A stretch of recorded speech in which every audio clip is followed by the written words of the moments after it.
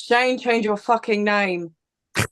Good evening, everyone. Welcome back to Eurovision Tea. Welcome back to Eurovision Tea. I hope you are well, and don't forget to like, subscribe, and comment down below. And also subscribe to these guys. We have the Balkan Guy, Hey. Chico Toxico, Jordan Davis Eurovision, Alan Torres React, and Shane's Eurovision Review.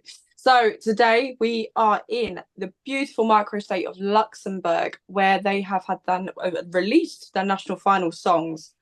Are we ready to discuss our top three? Yes. Sure. Yes, we are. Absolutely. Who is serving and who is dying in the ditch? Oh.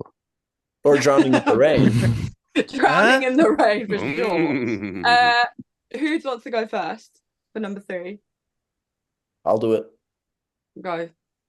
My third place in the Luxembourg National. By the way, I wanna appreciate the Luxembourg National Final. I know that there's controversy about the songs not being made by the in Luxembourg, and it's mostly just foreigners, but it's quality songs, and I appreciate what Luxembourg is bringing. I think there's a lot of diversity in this national final and a lot of decent choices. Some better than others, but a few decent choices. And I really appreciate that, especially for a country that's just going back to Eurovision. You go Luxembourg. I really hope they're going to select something strong and are going to do well in Eurovision. But with that being said, my third place is the song Drop by Angy and Rafaela. It's just such a blast of energy. It's really cool. And it's just like, I feel like when you listen to the song, it leaves an impact on you. You will not forget this.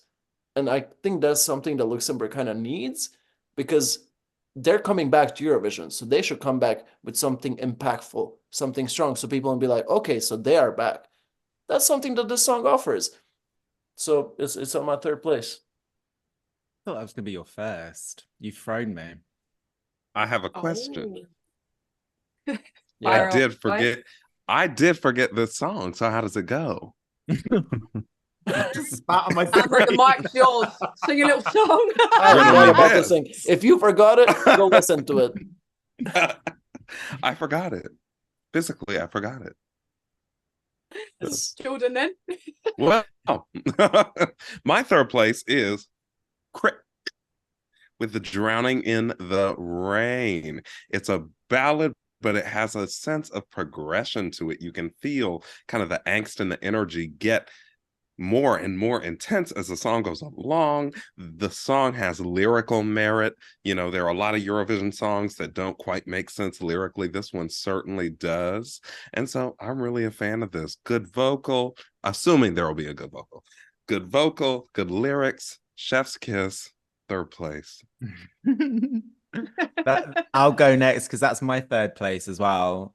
Like, I have 4 songs that I think are decent options, but my top 3 can be interchangeable. Big support of all 3, but I love this song. Like, I didn't know which song was Elsie Bay. Like someone said, oh, because I didn't realize that Elsie Bay had written another song in another national final. Someone remind me. She wrote another. She For Norway last year. Devil works hard. Another song. There's another song harder. There's another song that she's written this year. I think it's in year. Germany. This year? Oh, Germany. Yeah, which one is it in Germany? Oh, the slow song in Germany. Yes, you're absolutely right. Thank you, Alan. Pick a slow song, babe. There's about 12 million in Germany. the female voice. Anyway, it's Oh. Luxembourg. So someone said, oh, and she's written one for Luxembourg. So I didn't know which one it was, but it's like within the first 10 seconds, I was like, oh, this is the Elsie Bay one. I think it's really, really, really, really strong. And actually, just before we started recording for previous episodes, I actually changed it to second, but I'm gonna stick with my top 3. I think the song is very, very good, and I hate that phrase which YouTube reactors say, jury bait, but I think this is jury bait. I'm gonna recycle that phrase. I think this is jury bait. I think, and also, as you said, Emma, like Luxembourg has got this legacy. They're coming back, and it would be very sad if they came back with a bit of a flop or something a bit limp. When you hear this song, it sounds classy, it sounds authentic, and people would believe that Luxembourg would send this. So yeah, this is my third place. You know what? I'll go next. I completely agree what you and Jordan have said. It's also very impactful that Elsie Bay has also like written it, and she's really thought about what she's put in those lyrics. So for Luxembourg to come back and have something that impactful, just as well as it's staged correctly, I'm just in love. I'm literally just in love with it. Alan? Yes. Okay. I was reading my notes. So my third place is Believer from Marques, Cunha. Joel. Yes. So yeah, Believer. I think it's a very well produced entry. The song is really powerful. If he has a nice voice, I think he can do very well. But once again, I'm not really a fan of the songs from this selection, so it will just be the best of the average songs. But yeah, this song could be a very great comeback entry for Luxembourg. And that's it. I actually, Alan, I know you're number one because I watched your top 6 today after I did mine. Yeah, maybe it has changed, maybe not. You will see. Okay. You had no chill. You're like, it's an average festival. I'm like, Yeah, I mean, it's not in the wrong. way that I don't have, I mean, I have one song on repeat, but the rest is, I almost forget them, so. It's horrible, I feel sick for them. Horrible. I feel sick for them. Paco? I think that they have good songs, not only average songs. I think they have good songs. I don't understand why people is so disappointed with this national final, because are they? I thought the general consensus was people were pretty happy with it. So Alan, is that a French thing? I don't know. What? I think I might just put a knife in it. I think that's a really good idea. Like, are you disappointed in it because you're French? And you're like, this is not up to snuff? Like, why are you disappointed in the selection? Because for me, there's nothing outstanding, nothing I haven't heard before. And it's just like another selection with some average great music. That's but it. You're saying that if your number one is the same as your video, you're saying that, and I know what your number one is, so I find that fascinating. Then just wait my comment and you will understand what I mean. But what I want to say is that I'm a little bit disappointed about the writers selection. If you check all the authors of the songs, they are not the singers. They are all authors, very known Eurovision writers. And it's like, I don't want that Luxembourg becomes the place where all those writers can go to give the songs that other countries didn't pick for them. Do you not think smaller countries get a pass for that, though? I was going to say, you don't want Luxembourg to be San Marino.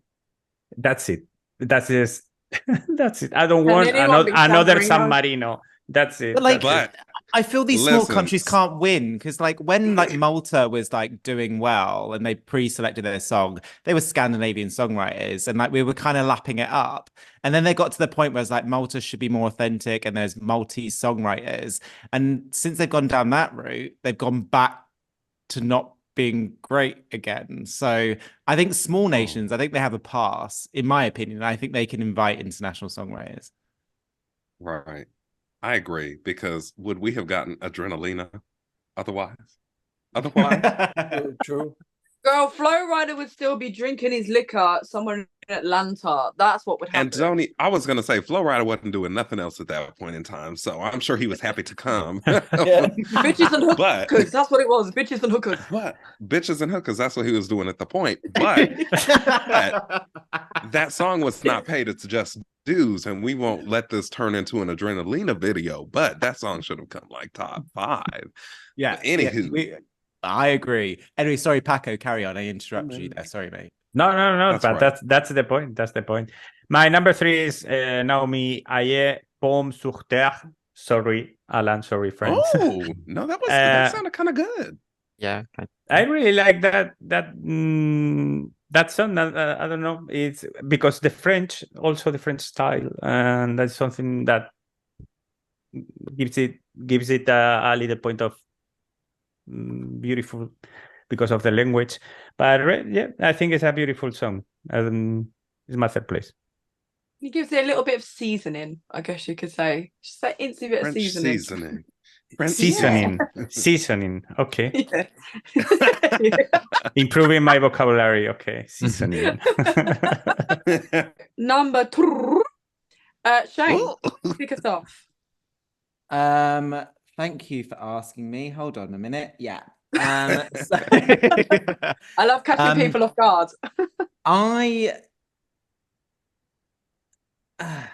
Yeah. Okay. So Angy and Rafaela drop. So that's my second place. I am a massive sucker for two females doing a duet. Like, I love it. I love it outside of Eurovision, inside of Eurovision. And that's the thing with that one and Krick, like they were going 2-3, 2-3, 2-3. I think Angy and Rafaela drop appeals to a wider demographic and potentially more young person friendly. I'm not young, but I actually think that's a quality package. The production actually sounds very, very expensive. And actually, I think that would be, I'm just looking at my number 1. I think my top 2 would be good options for Luxembourg. If Luxembourg send this, I don't think it's a winner, but I actually think, depending on obviously their live vocals, that could massively elevate it. I think, again, it should be a package that gets sent, which people are like, yeah, I accept that. Luxembourg is sending a decent song. So, yeah. Jordan? My second place is Naomi Ayé with Terre. So I really, really love this song. It's gorgeous. Like, it's a gorgeous song. Listening to it, I feel beautiful for having heard this song, having had this song pass over my earlobes. What I will say is it feels a lot lighter than a lot of previous French entries in recent years, and I appreciate that. Like, just because it's French doesn't mean it has to be heavy and dark. You know, it can also be light. And because of the pace of this song, I felt like it really allowed me to mull over the beauty of the French language. I appreciated that when I was experiencing the song. And so for that reason, and for the reasons previously stated, this is my number 2. That was so Beautifully sweet. said. You're on form tonight. What's going on? Alan, how do you say thank you in French? Merci. Merci. Oh, Paco, lead us on, babe. My number 2 is Krick, Drawing in the Rain, or the Elsie Bay song.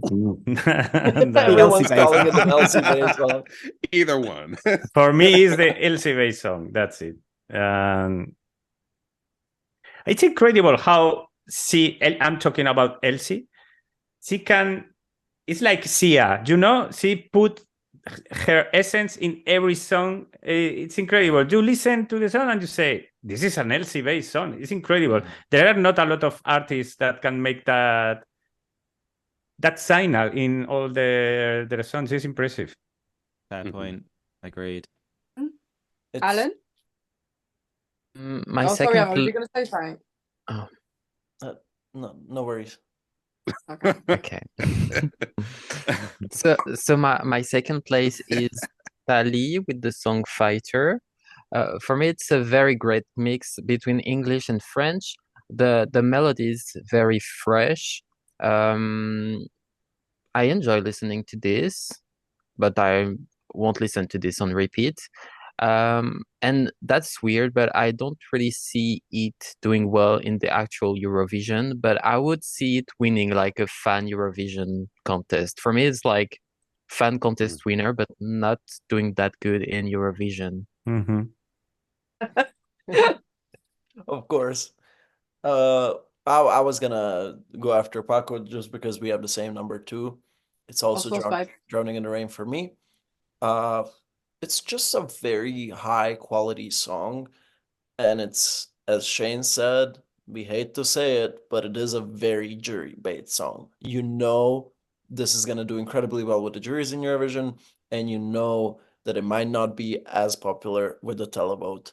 So in a way, it is also like a safe choice for Luxembourg, because they know that this would, if it goes to the final, of course, they would not be in the bottom 5 because juries are going to bring them up. But with that being said, I think it's a very pretty song. You can definitely feel the LCB essence in it, and it's, I don't know, like there is still a bit missing there for me, but maybe we're gonna get that when we like hear it performed live. But to me, this song feels like a better version of Bridges last year, Estonia. It feels like Bridges 2.0, but a 2.0 that's better than 1.0. So yeah. Shane Shane doesn't know about that. News to me. Does it not sound very similar to Bridges? And does it not sound better than Bridges? No, and no. Not really, but okay. Come on. My number 2 is actually the same as Alan's. It's Fighter. It is a very good song to listen to. It is an earworm, and I know I've seen some buzz around it being a fan favourite to win. But for me, I just feel like there needs to be a little bit more for it to actually do well in Eurovision.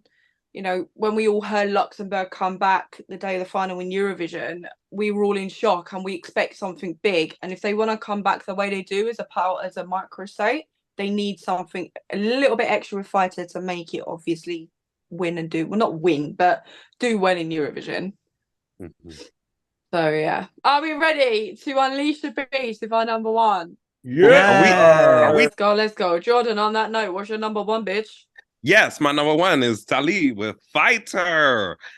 This is refreshing. This is refreshing for any Francophone nation to send. Like, this would be something that the French-speaking world, I forgot how to say it for a second. This would be something that the French-speaking world would do well to send, because it's different, it's refreshing. That is something I always respected from France's national selection, is they always had representation from across the Francophone world. It wasn't just France proper, but they had representation from French Polynesia and French-speaking African nations. Like, they have representation from across the world. And that's kind of similar to how I feel about this. Like, it's just fresh. It's not just that traditional dark cabaret piece that we get from typical French artists, but like, this is something fun. It's beautiful, but it's also catchy. We can sing along to it. We can bop to it. But I really love this. So that's my number 1. For me, it's also my Chaild? number 1. It's a nice song. It's refreshing. It's classy. It's elegant. And if you check the writers of this song, you have people that have wrote, for example, for Mahmoud, Soldi, or Cenere of Latza last year, Ercomi, Elodie, Elisa, or Yeserche of Amir, and songs for Sia, Celine Dion, and Goon. So they are one of the best writers that you can have, and they put that experience in that song. It's a very nice song. I really do like this song in Eurovision. Yeah, it's my favorite as well. I actually think it could do quite well in Eurovision. I know Alan said that it wouldn't, but wait, guys, for his number 1, because I know what it is. The post-chorus in this is absolutely infectious. I absolutely love this song. I like the fact, again, predictable female bop. Of course, Shane's got his number 1, but like, there is more to it than just a female bop. It's like got the cultural elements. I'm on board. It all comes together for a really, really decent 2 minutes 40 or whatever it is. I'm sold on this one. It's my favorite by quite a significant way. Listen, y'all, I'm a big pacifist, but for Tali, I'd be a fighter. My number 1, it is so good. It brings all the spice, all the necessary spice for Luxembourg. As I said in the beginning of this video, Luxembourg is coming back to the contest, and if they want to come back strong, they need to make that impact. That is the impact. If song was an impact, it will be this song. This is Preach. most definitely the right choice, and I don't think it's even close. Alan? Your Okay. time to shine, baby. I'm Yeah, so thinking a scared lot. now. What am No I one supposed said to it. do? Let's Well, see what it is. Let's see what it is. my number one, gosh, it's Chaild with the song All Done. Mhm. I won't even watch your reaction. I will just open another page because I'm scared of you. So I love these impossible love songs. It gives me a huge Melody Festival and vibes. I think it's the song from the selection that I'm connecting with the most. I'm sure that if he has great vocals, it can be amazing. And the lyrics, I mean, the lyrics, it's just written for me. Like, I will hold on to your love. No, I won't give up. I can't find a reason to let go. Don't try to hold me down, because all I know, I will hold on to your love. I mean, this is poetry. This is so me. This is That's so beautiful. that's beautiful. Exactly. So for that reason, it's my number one, and I'm proud of it. No matter what you're saying. Look, But Alan, who's- that's my fault. That's my fault. Alan, I like love you. literally. I'm mean, proud of it for you. Yeah. Thank You know what I you. mean? Literally. Like that, you turned the tide. Like, I'm with you on that. Thank you so much. Talented Like- people. It's evident, obviously, yes, Thomas Gieson and Peter Bostrom, right? Powerhouse songwriters. I just like, because they're also the songwriters behind, what was it, 2 years ago, Melody Festival and Bigger Than the Universe. I just think this is like a cheaper version of that song. And I think if this was in Melody Festival, then it wouldn't get into the final. Next. Right, my number one. Damn. It's nothing you've said. It is Yeah. Edsun. I prefer originality over a song is that was that? made for someone. Who is that? He's the 80s number. He's the upbeat 80s number that is serving. I'm a sucker for an 80s number anyway. So hearing that, I was like, so I was loving life, literally. So I prefer originality over an artist that's written something itself and it's authentic over something that's written for someone else. That's another reason why. But I'm a sucker for an 80s number.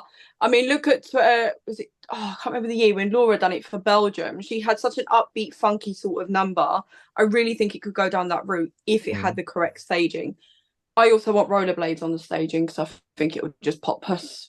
If I'm honest, Not rollerblades. Not the That doesn't seem rollerblades. safe. Listen, That seems safe. that's just me. I'm popping Those pussies. Eurovision stages, they're too flat. There's no friction. You'll roll right off the stage. It's not safe. Not if you I know mean, how to roll. True. Well, I mean, we've had ice What? skating on there in 2010. And in 2014. Yeah. And 20, yeah, exactly. So we have had other things on there. I do think it could do actually quite well. Whether it would qualify, I don't know. But I do think it could give Luxembourg a bit of a shot. Wrap it So up. that was our top three. We hope you all enjoyed. Don't forget to like, subscribe, and comment down below. And actually subscribe to these guys, please. So you've got the Balkan Guy, Chico Toxico, Alan Torres, Shane Drew Review, and Jordan Davis. We'll be back very soon with another episode, and we'll see you very soon. Ciao. Bye. Bye. Bye.